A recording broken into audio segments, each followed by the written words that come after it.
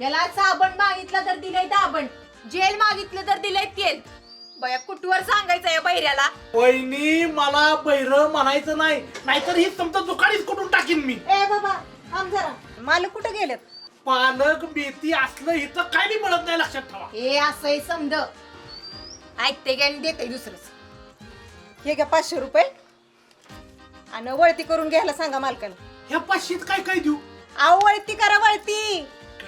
कळतंय. एका गृहिणीला काय काय सामान सगळं लागतं ना, ते सगळं कळतंय मला.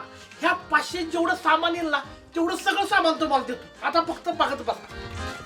बघितलं, हे असंही समज. साखर जास्त झाली वाटतं. गोडे साखर घ्या. शेंगदाणं ते बी जास्त झाले.